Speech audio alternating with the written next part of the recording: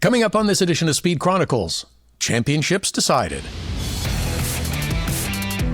SIG Media presents Speed Chronicles with Todd Lewis, powered by Rev TV. Thanks for tuning in. Thanks for checking out this week's edition of Speed Chronicles. We do it every Wednesday on the Rev TV YouTube channel. You can find it on your favorite podcast platform as well. Please like and subscribe, and thanks for sharing on all the social channels as well.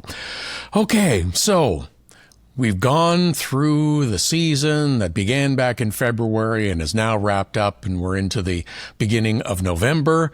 The NASCAR season has concluded. Yep, we're going to take a look back and decide how we feel about the season. Final race weekend, championship, playoffs, the lawsuit that's going on, what's ahead. There are filings that are still taking place, still on target for a December 1st court date. I will not say that the championship in the Cup Series that was won by Kyle Larson this past weekend isn't legitimate. Absolutely 100% not true. The rules laid out were followed, and based on those rules and how the points were calculated and distributed, Kyle Larson won the championship, his second championship. Based on the point system and how the 2025 title was to be decided, Kyle Larson is the champion. Congratulations to Kyle Larson. Kyle Larson had himself a very good year. Won some races, had good consistent finishes, consistently high finishes throughout the year as well. So the championship is awarded. And again, these are the rules. This was the criteria. Kyle Larson comes out on top. I will say, though, having had a couple of days to think about this and read a lot of stuff about it, the entire championship weekend is leaving me very unsatisfied. And I think that's an important distinction. I'm not saying it wasn't deserved. I'm not saying it wasn't earned. I'm not saying it wasn't legitimate. I'm just saying that now that we've gone through the whole season and the entire process, not really happy with how I feel about stuff. Whether you like a playoff system or not, I don't think the system that decided the races and the championship in 2025 has been a satisfying experience for a significant majority of the fans. It's like the whole race structure itself is tentative each week and subject to change. The desire to create a Game 7 moment has caused a massive stretch and a massive leap and pull to the integrity of the racing. Example, stages and stage racing. I am not a fan. It's two artificial moments, or in the case of the Coke 600, there are actually three artificial moments where the action is stopped and there are points awarded. TV loves this because it is a predictable break in the race and it allows for commercials. Otherwise, I don't think it's helping NASCAR and NASCAR racing. I understand that you award points, but again, the whole way the championship is structured has been unsatisfying for me. The one that really gets me, though, and we've talked about this previously, is NASCAR overtime. Here's an example I thought of. It's not exactly a direct correlation, but you'll understand the point I'm making. In an NFL game, do they decide with, say, 20 seconds left in the game to extend the fourth quarter further? No. Do they do it multiple times sometimes? That's what NASCAR overtime does. We have the race of however many laps or however many miles, but basically it's a spin of the roulette wheel to determine whether or not that race distance is going to remain that distance or whether it's going to change or whether it's going to change multiple times. and it causes all kinds of consternation. This was something that was done because of this obsession, and it's a false obsession, to have races finish under green flag conditions. You know what? Sometimes they're going to finish under yellow.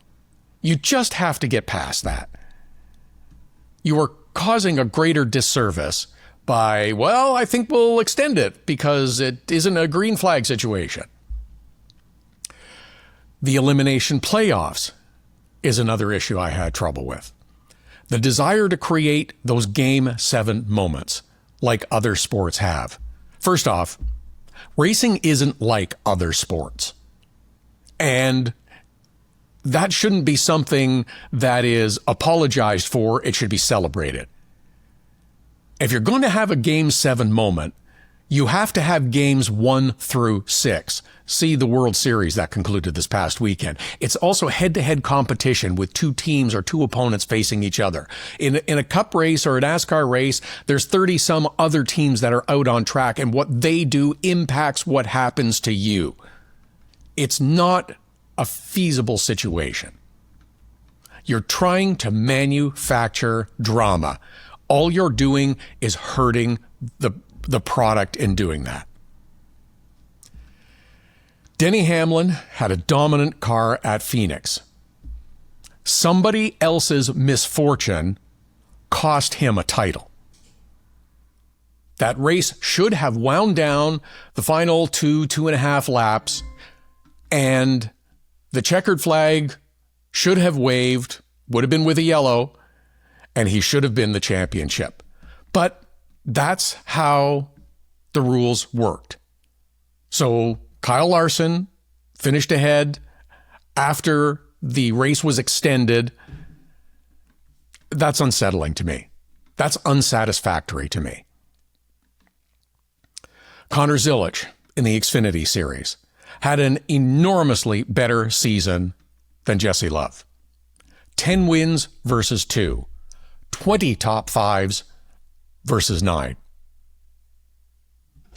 Put those numbers beside each other and something's not right here. Something is not right here. But yet, that's what we got. Something's not right about this. That's not a Game 7 moment. That's an unsatisfactory end to the season.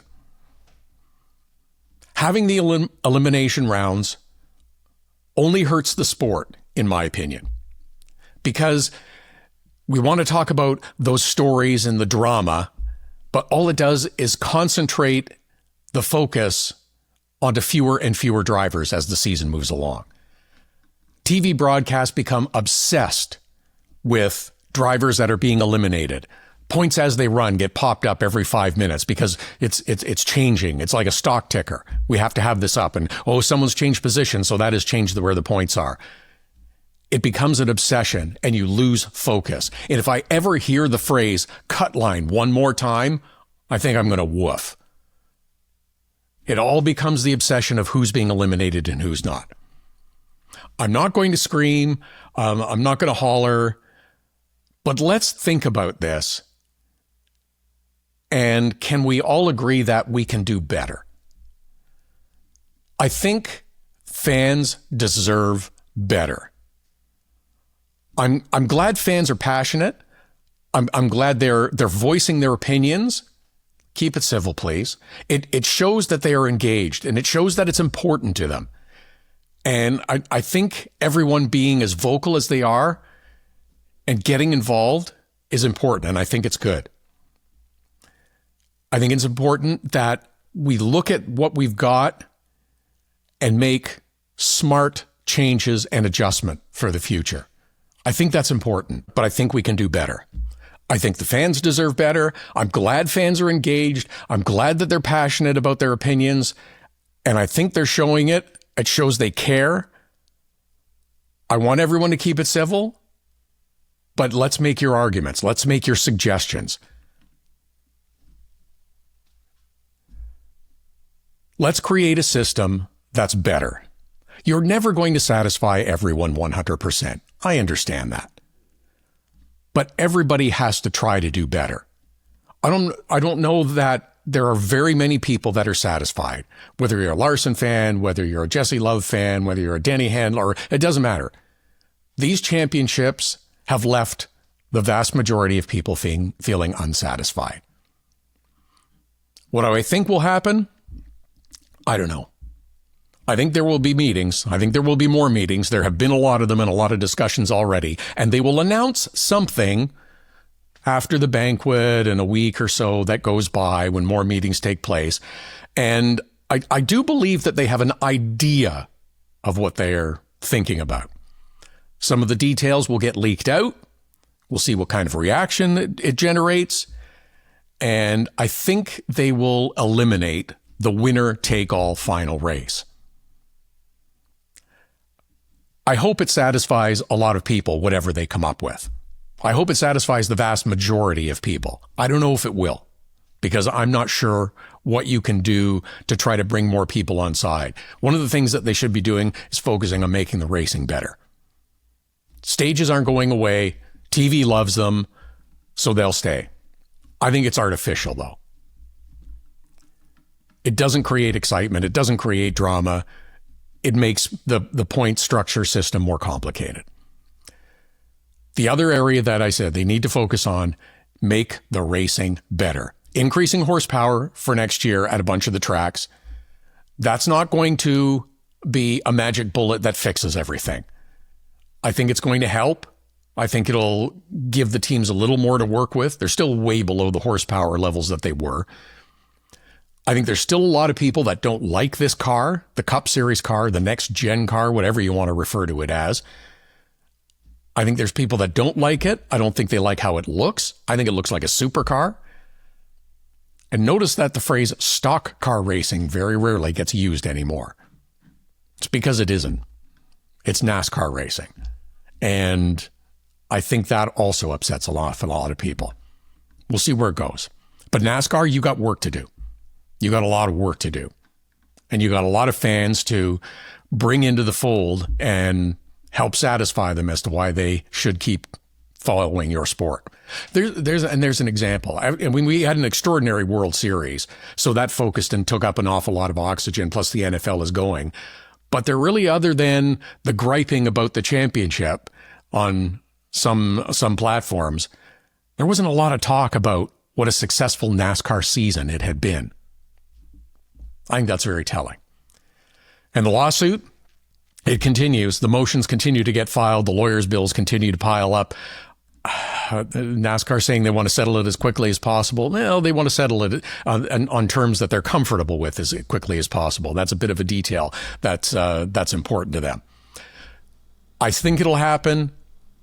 I think as you get closer to the deadline, that makes a sense of urgency that might make it happen. So maybe the December 1st is the target.